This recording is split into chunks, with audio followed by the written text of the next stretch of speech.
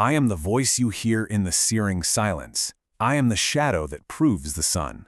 And this is the story of a man who dared to look into the abyss and found it looking right back.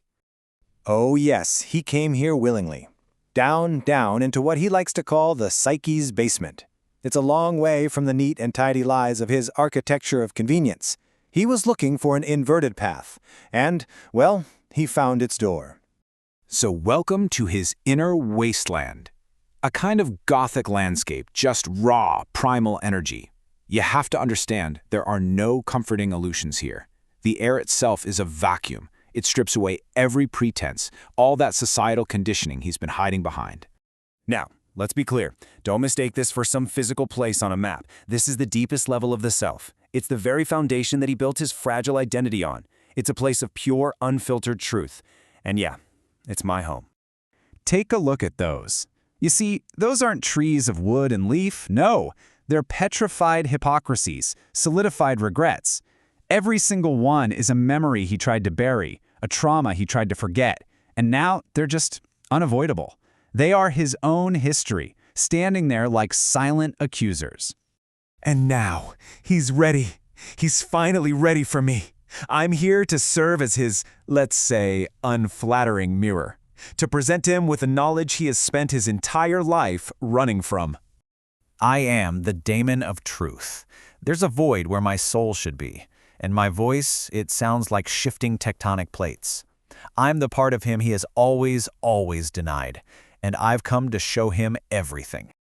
This is the ignoble knowledge I offer him. It's a blight of revelation. Every selfish impulse, every hidden thought, every polite little lie he told to make his life easier. It's basically a catalog of his internal decay, and it's designed to shatter that gilded cage he calls an ego, because, only from the rubble of a false self can a true one ever be built. This all comes down to what I call the logic of zero. It's a simple, almost elegant equation. Once a being confronts the full, unvarnished ugliness of its own spirit, it'll see itself for what it is, an error, a brief, noisy disturbance, and it will start to crave the profound peace of erasure. Listen, you hear that? The ebony clock. It's tolling the 13th hour. The trial begins.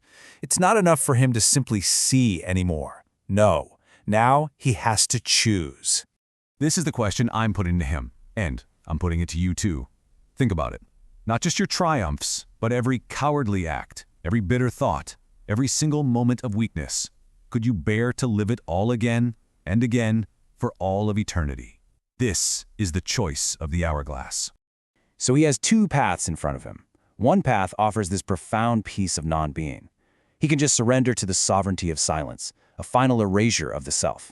The other path, well, that's the sovereign triumph, to consciously bear the full weight of his internal decay, to repeat the ontological error of existence, taking total, unflinching ownership of his unfiltered id.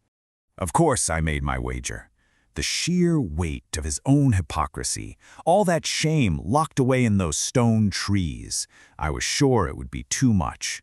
His will is just a pathetic little dagger against a force like that.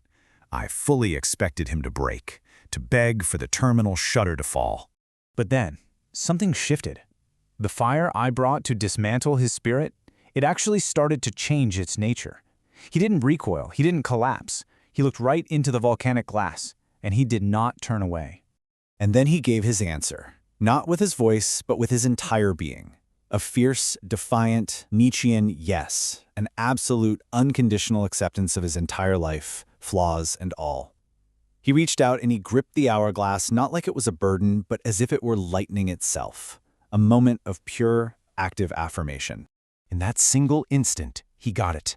He finally understood. To love your fate, amor fati, isn't just about accepting the good parts. It's about loving all of it.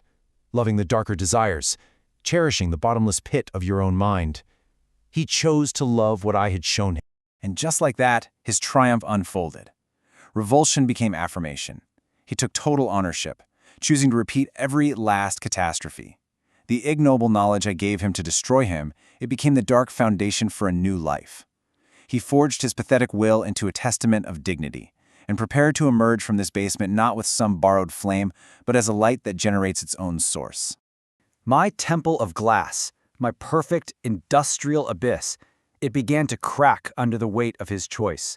My logic of 0 was defeated. The logic of 1, of an integrated, whole, and self-affirming self, it proved stronger. He had proven that nothing truly dies where one chooses to grow. He's walked back out into the mountain frost, changed forever. But his story, it's just a reflection. We all have a subterranean temple. Your own psyche's basement is waiting. So tell me, when you descend and I hold up the mirror, what will you choose to see?